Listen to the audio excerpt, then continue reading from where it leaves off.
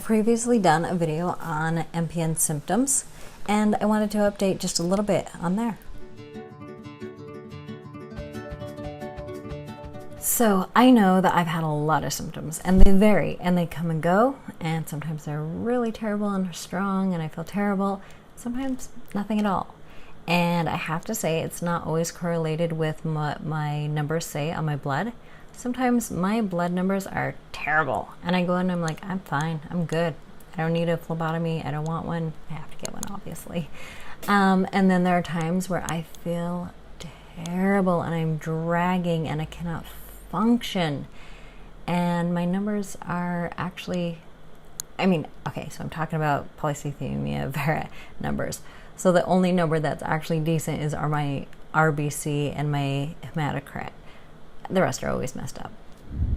Okay, so one thing that is just prevalent with me is like, I can't even think of the word, oh my god, this is the word I'm thinking of, is like absent-minded, I guess. Just cannot get it together mentally.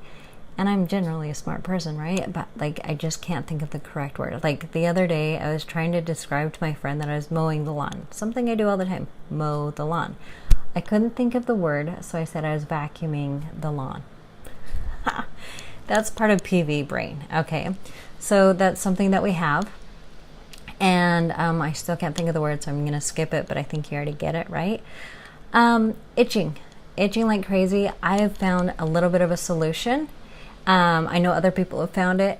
Part of that solution is I'm using Zantac.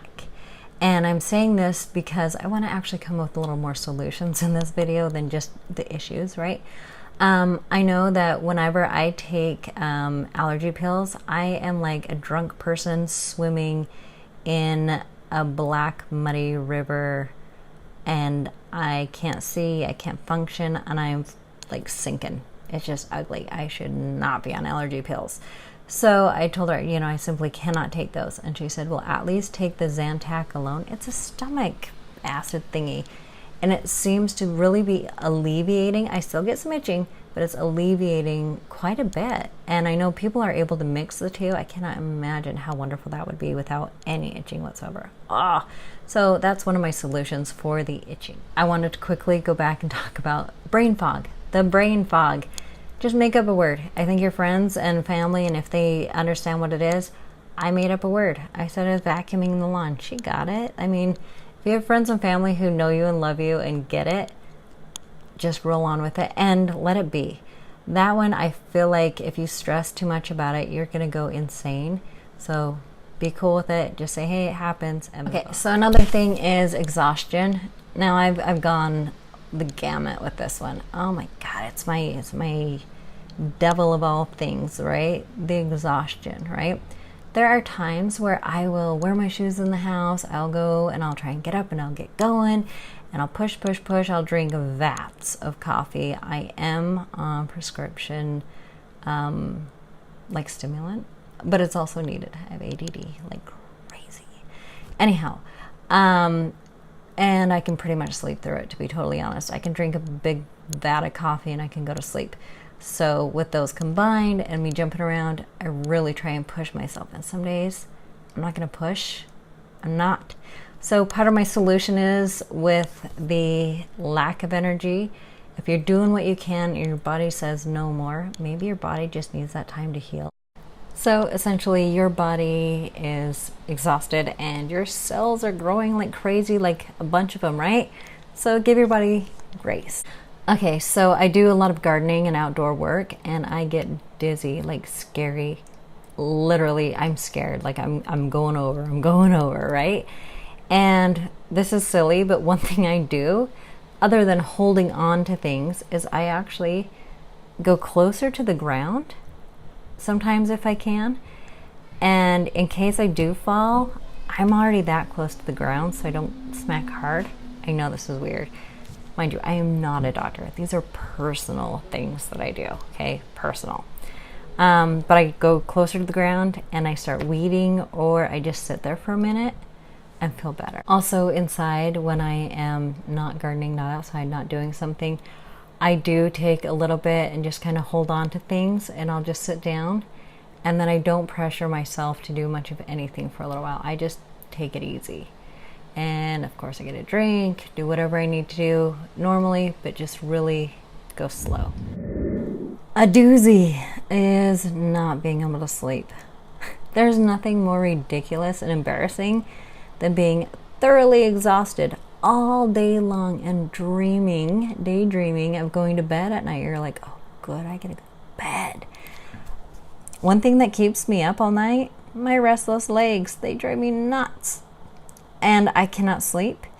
I don't even have to sit there and think about the things. I know, like we all go through those stress things where we're like, oh my God, it's 4 in the morning and I'm talking about like what I did in 2nd grade, how I picked up the wrong pencil. It's not even that. It is like my legs hurt or my body hurts. My brain is sleepy. I'm tired. But I can't get comfortable. I can't feel good. It used to be the port. The port's not so annoying right now. Restless legs. It's a huge thing for me. I know some people have more magnesium. I put some lotion. My friend sent me some lotion that she got from Amazon. It's great. It works for me. I don't endorse things because I don't know if they work for other people, but it happens to work for me.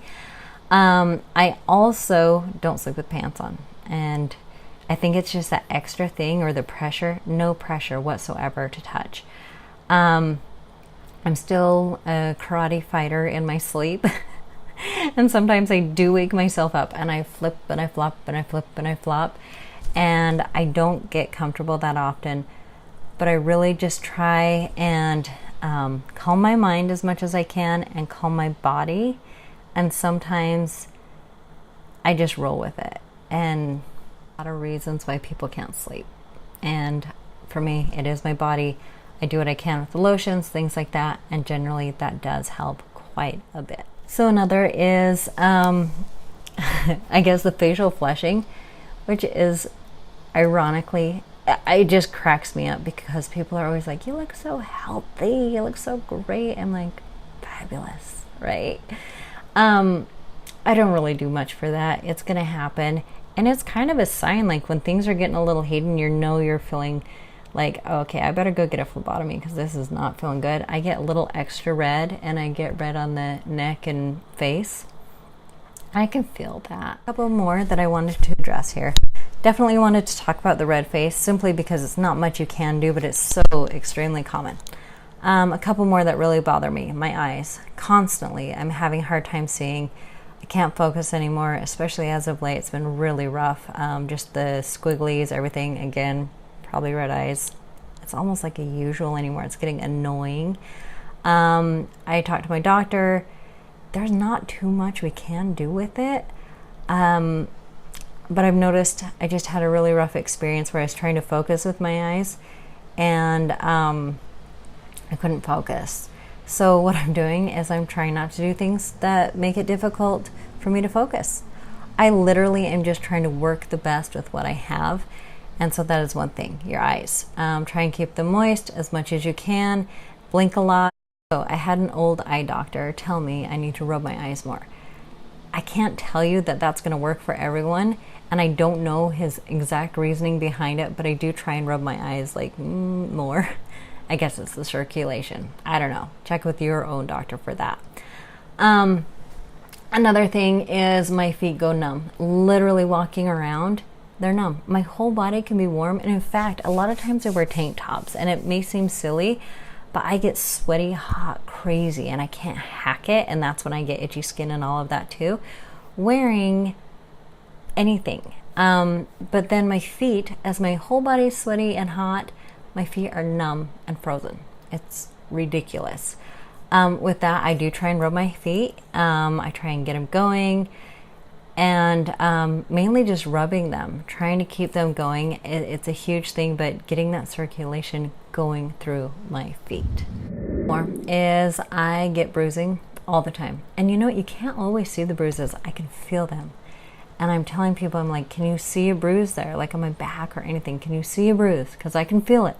And they say, no, we don't see it, but maybe we just don't see it. And it does drive me nuts. Like I can tell there's a bruise. I can feel it. It hurts. And when people touch it, you're like, don't touch the bruise. And there's no bruise to be seen.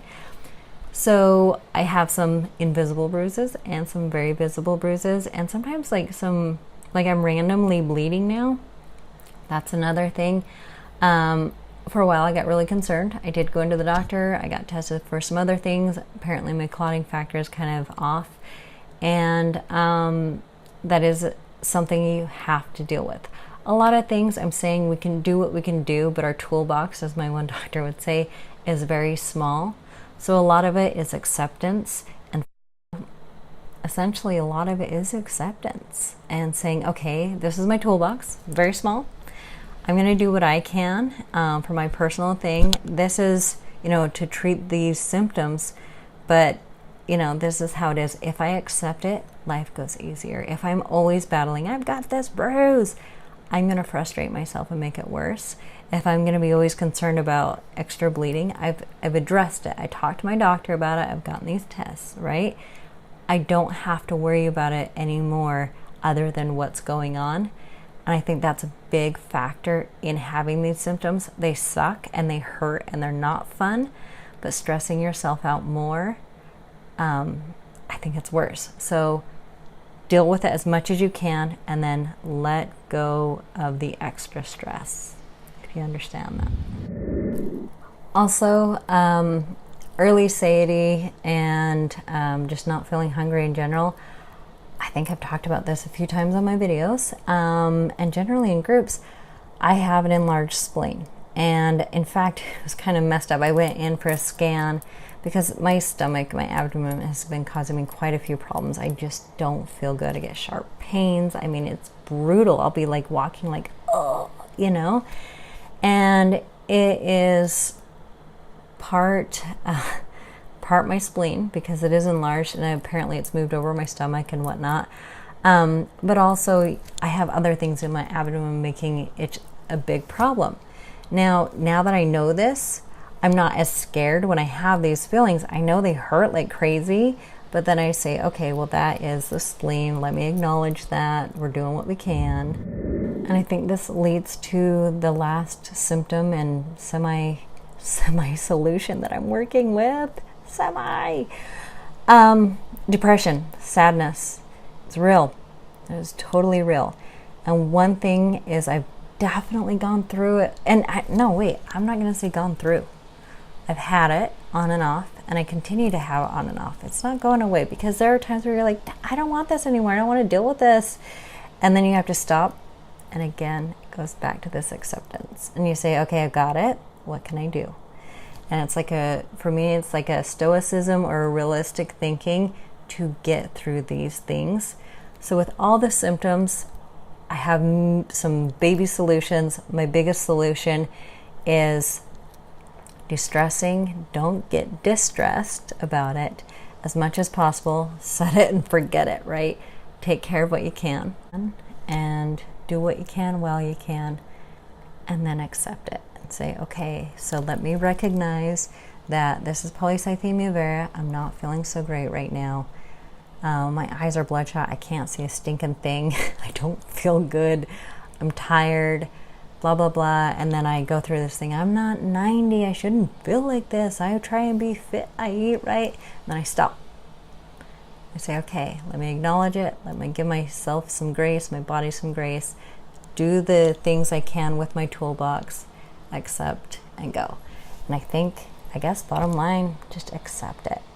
So I'm wishing you the very best with your symptoms and how you're feeling. I really hope there are some better solutions. And I'm really trying to raise awareness about blood cancers. I'm trying to do my part. I really hope that you can feel good, and blessings on everyone. Thank you.